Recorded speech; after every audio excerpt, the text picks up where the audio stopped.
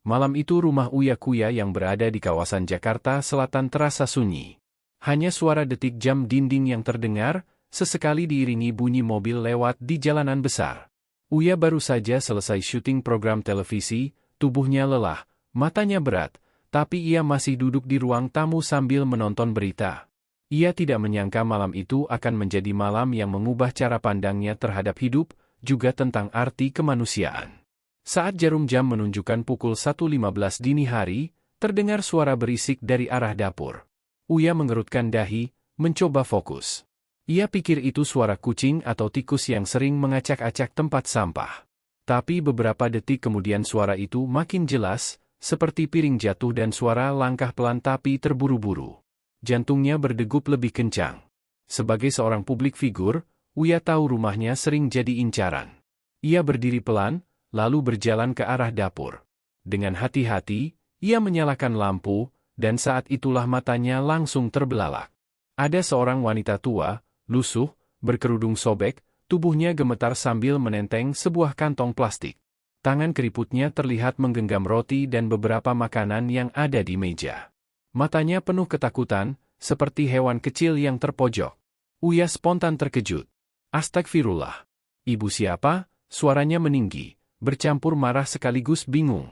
Wanita tua itu langsung menjatuhkan kantong plastiknya, terdengar piring pecah. Ia berlutut, menangis terseduh. Ampun, nak, ampun, jangan laporkan saya ke polisi, saya hanya lapar, cucu saya sudah 3 hari tidak makan.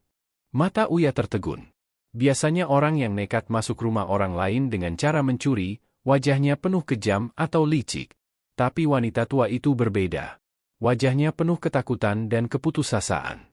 Tangannya gemetar, tubuhnya lemah, bahkan ia tampak tak berdaya. Uya menelan ludah. Di satu sisi ia ingin marah, karena bagaimanapun ini adalah pelanggaran hukum. Tapi di sisi lain, ada sesuatu di hatinya yang menahan. Ia melihat sepasang mata renta itu, dan hatinya seperti tertusuk. Apa benar ibu lapar? Tanya Uya dengan suara lebih pelan. Wanita tua itu mengangguk cepat, sambil menunduk. Saya tidak punya uang, nak, suami saya sudah lama meninggal, anak saya sakit dan tidak bisa kerja. Saya hanya ingin ambil sedikit makanan, bukan uang atau barang berharga. Tolong, nak, jangan serahkan saya ke polisi. Dek, jantung Uya bergetar. Ia teringat anak-anaknya di rumah. Terbayang jika ibunya sendiri berada di posisi wanita tua itu, apakah ia tega melihatnya dihukum hanya karena lapar? Tapi rasa waspada tetap ada. Kenapa ibu tidak minta bantuan saja? Kenapa harus masuk ke rumah orang begini? Wanita tua itu menangis makin kencang. Saya sudah mengetuk beberapa rumah, nak, tapi semua mengusir saya, ada yang marah, ada yang bilang saya pembohong. Saya sudah tidak tahu harus bagaimana lagi, suaranya parau, tangisnya membuat dada Uya sesak. Di saat itu, pilihan besar ada di tangan Uya. Ia bisa saja menelpon polisi dan membuat wanita tua itu digelandang. Semua orang mungkin akan mendukungnya, karena rumahnya sudah diterobos. Tapi batinnya berteriak, ada sesuatu yang tidak membiarkannya melakukan itu. Uya menarik kursi, duduk di depan wanita tua itu. Ibu, kalau lapar, seharusnya bilang. Jangan begini caranya. Saya bisa bantu, tapi ibu harus jujur sama saya. Tidak boleh ada kebohongan. Wanita tua itu terdiam. Air matanya menetes deras, ia mengangguk sambil memegangi dadanya.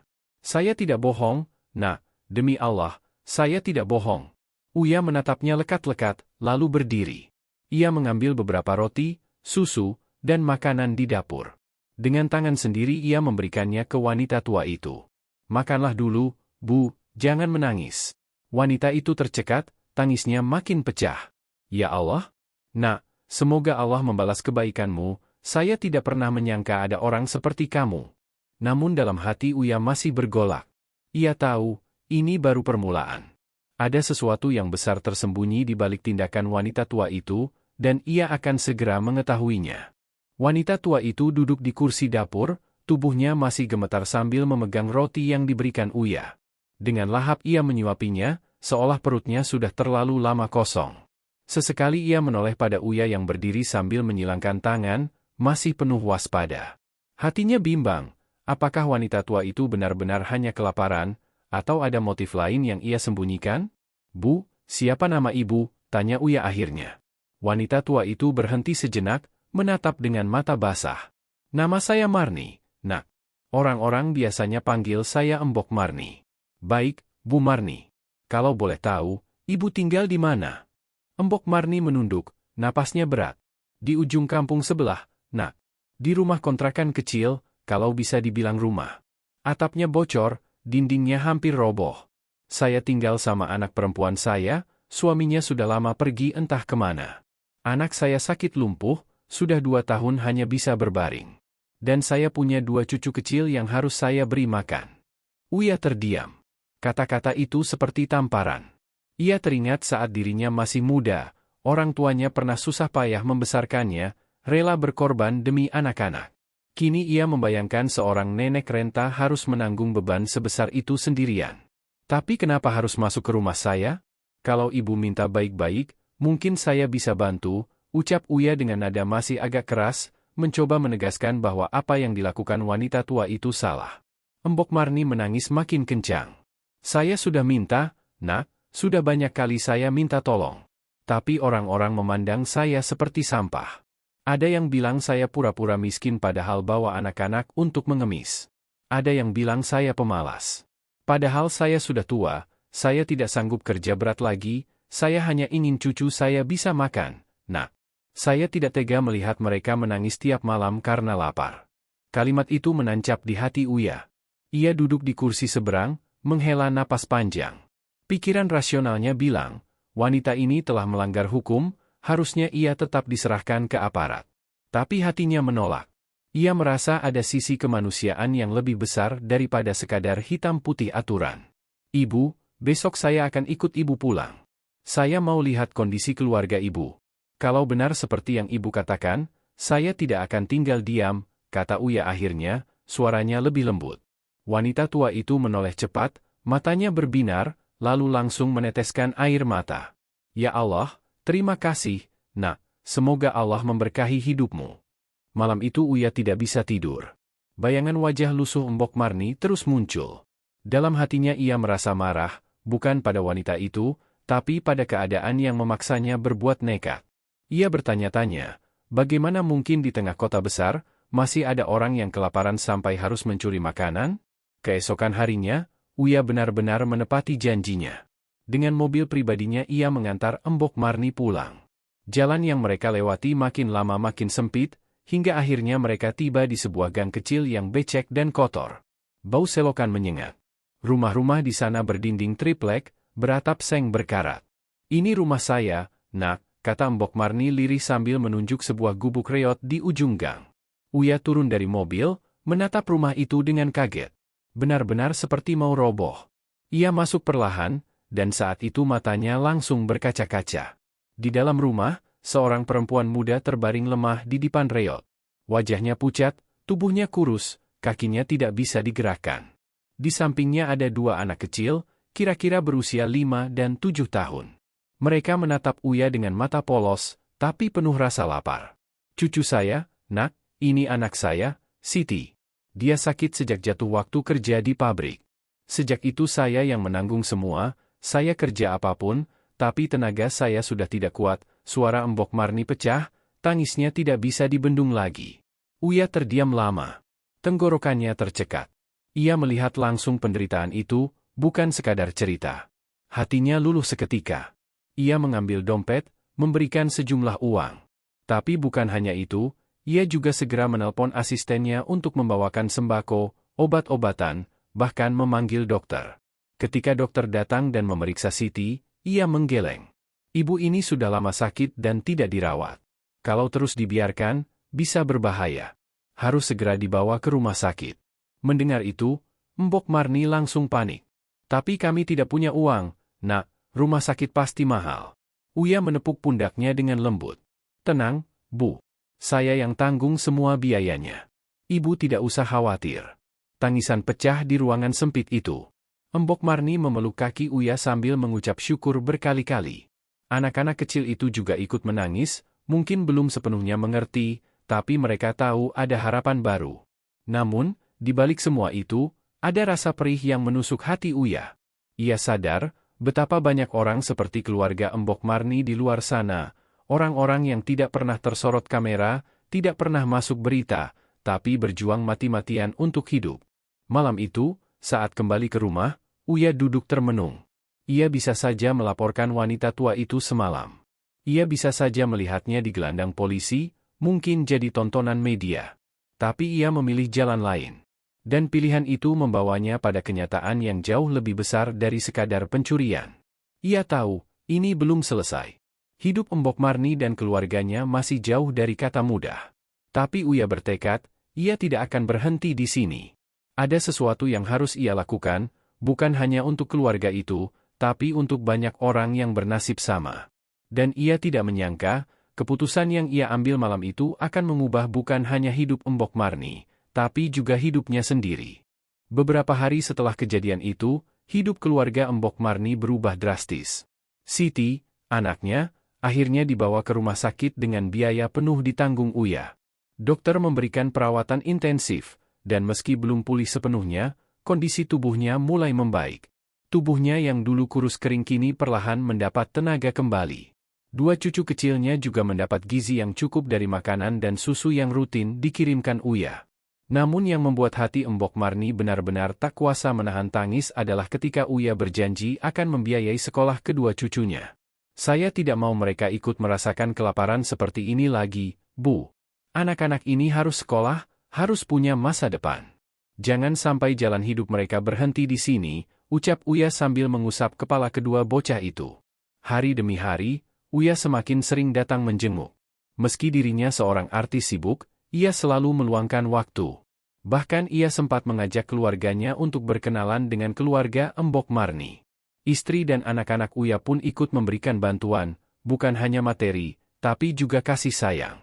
Di balik senyum Embok Marni yang mulai merekah, ada perasaan yang tak bisa ia ungkapkan dengan kata-kata. Ia tidak pernah menyangka, niatnya yang salah, menjarah rumah orang, justru membawanya pada jalan rezeki. Dan lebih dari itu, ia bertemu dengan sosok yang begitu tulus mau menolong. Suatu sore, ketika Uya datang lagi membawa bingkisan, Embok Marni tiba-tiba memegang tangannya erat. Nak Uya, saya ingin jujur, sebenarnya malam itu saya tidak hanya ingin mengambil makanan. Saya sempat berniat mengambil perhiasan yang saya lihat di meja. Tapi entah kenapa, tangan saya kaku. Hati saya bergetar. Seperti ada suara yang bilang jangan. Lalu saat itu juga Nak Uya datang dan memergoki saya. Uya terdiam, menatap wajah wanita renta itu. Tidak ada amarah dalam matanya, hanya kelembutan. Ia menghela napas. Bu, manusia memang kadang kalah sama keadaan. Saya pun mungkin bisa saja melakukan hal serupa kalau di posisi ibu. Tapi lihat, Allah masih kasih jalan. Ibu tidak jadi mencuri, tapi malah menemukan bantuan. Itu artinya, niat baik ibu masih lebih kuat daripada keputusasaan. Air mata Embok Marni meleleh deras. Ia berlutut, memegangi tangan Uya. Nak, saya sudah tua, mungkin umur saya tidak panjang lagi. Tapi saya berjanji, selama saya masih hidup, saya akan mendoakanmu, keluargamu, anak-anakmu.